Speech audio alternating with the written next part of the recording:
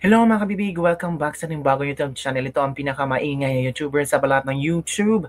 Ako si Kabibig, maglabag-labag na dyan with evidence. Ako po, kalat na kalat ngayon itong mga tao, lalo na mga bank tellers, mga accountant, hinggil sa nilabas ng AMLAC, hinggil sa nilabas ng Trillanes na bank transactions ni VP Sara at di umano ito daw yung mga tinatawag na ill-gotten wealth ni VP Sara.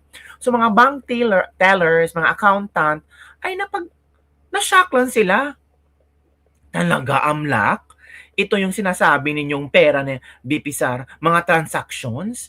Kaya nagulat ang mga netizen na para yatang may mali.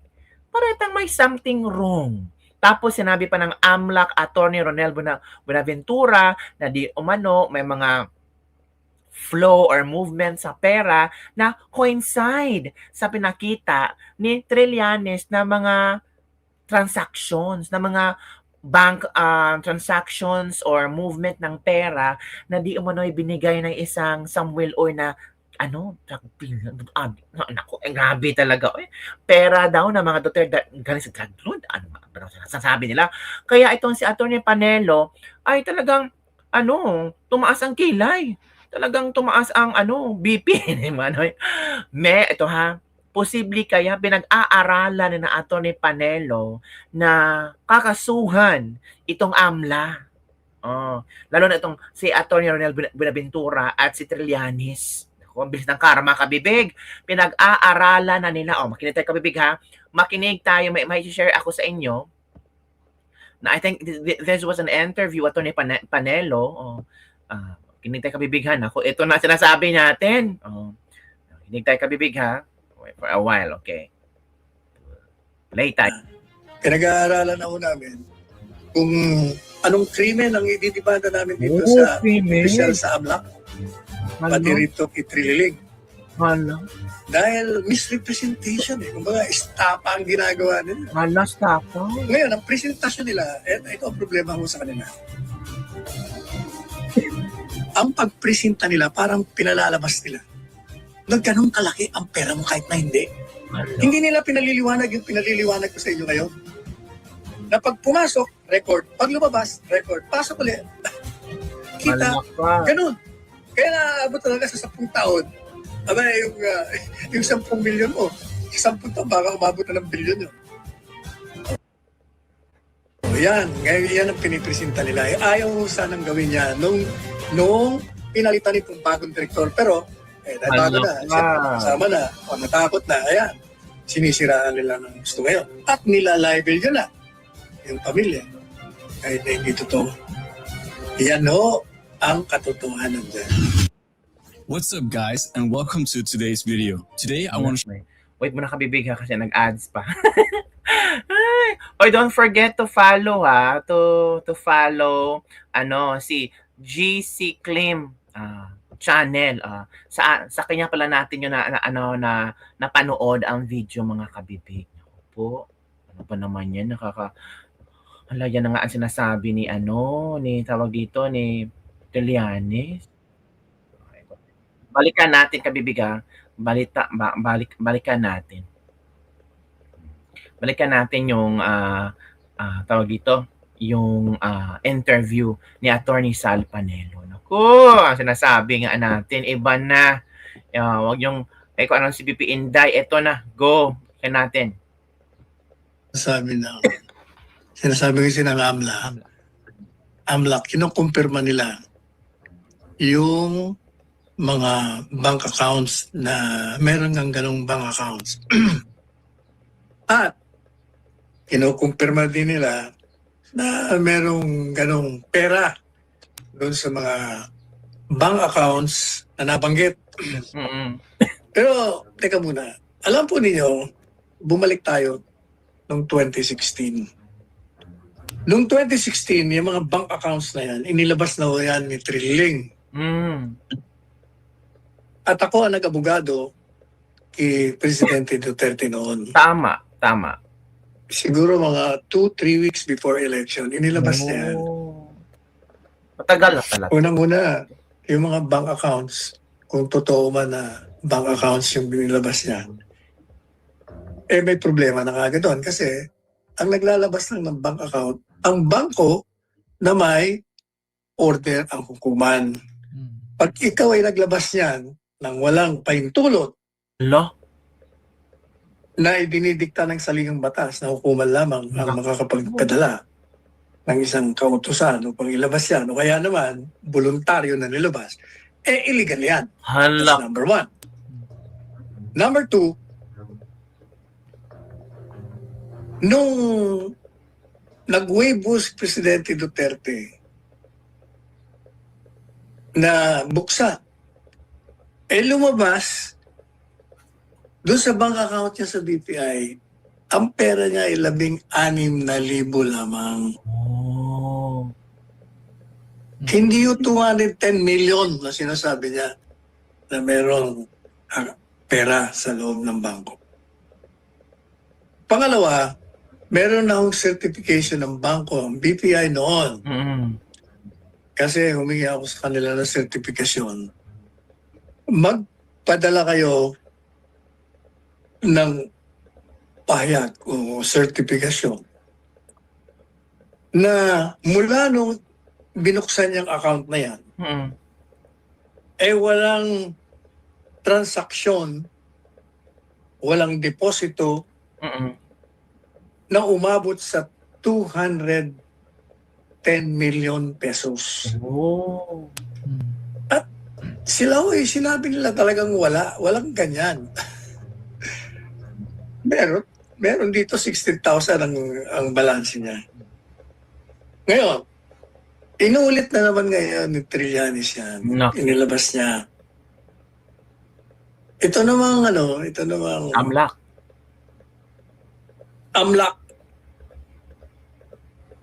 Alam niyo, nagpalit ng nagpalit ng direktor kasi yung dating direktor, pinipilit nila na gumawa ng mga payag-laban dito Di Sara. sa mag-asawang BP Sara at Mascarpio.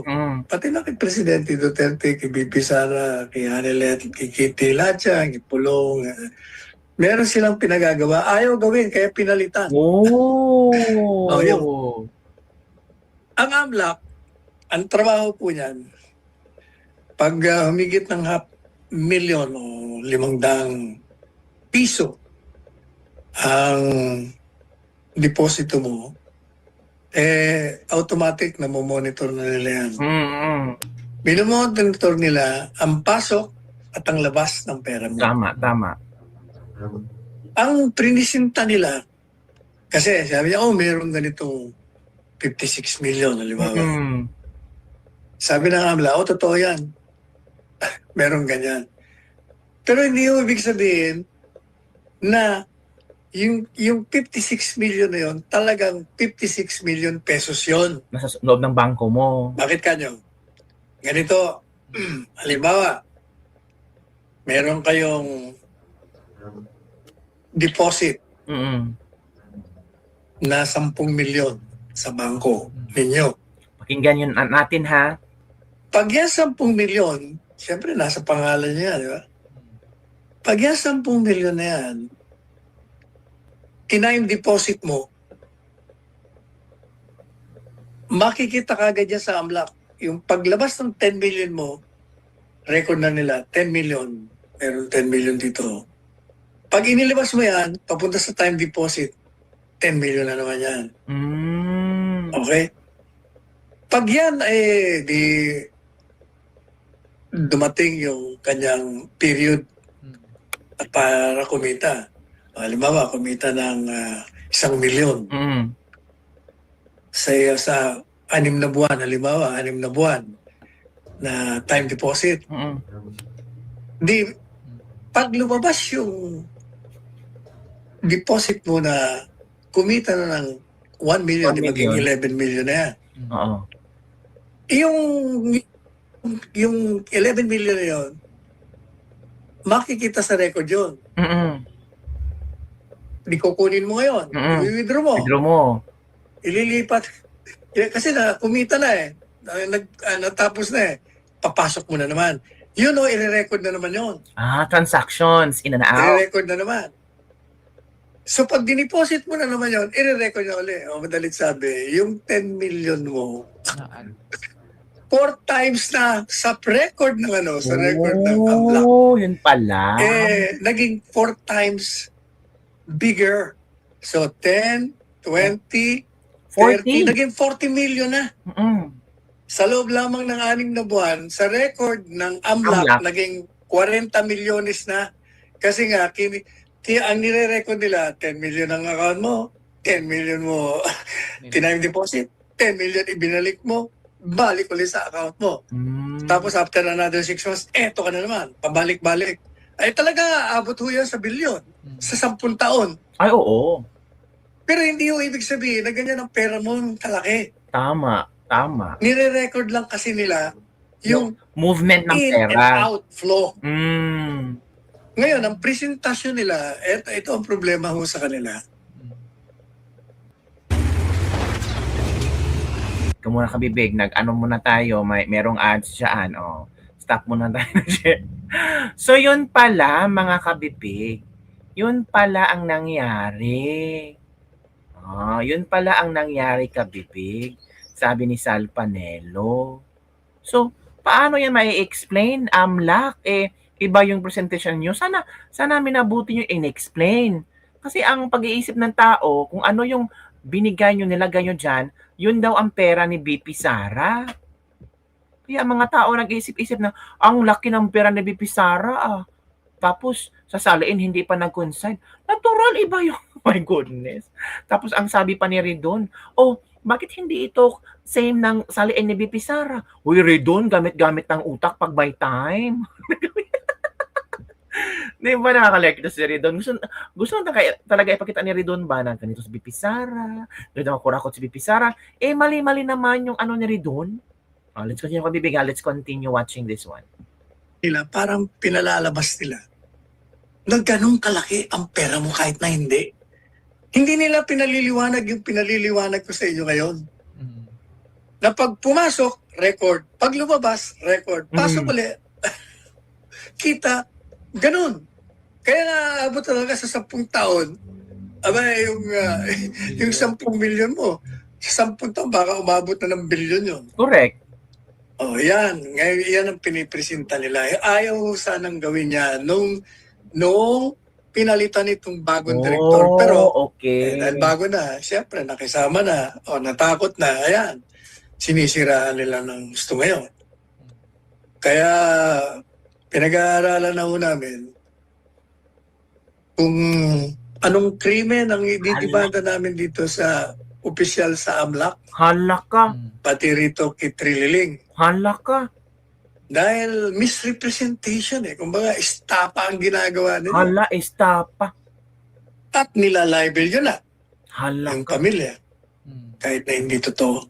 Naku po. Yan ho ang katotohanan dyan. Kaya wag ho kayo magpapapaniwala. Basta. Dahil may narinig ako, naniniwala. Grabe pala, ganito. Teka muna, wag ho kayo basta maniniwala. Tandaan nyo ulitin ko, ang AMLAC nire-record yung yung deposit, yung flow inflow, at outflow. Pag pasok ulit, deposit na naman.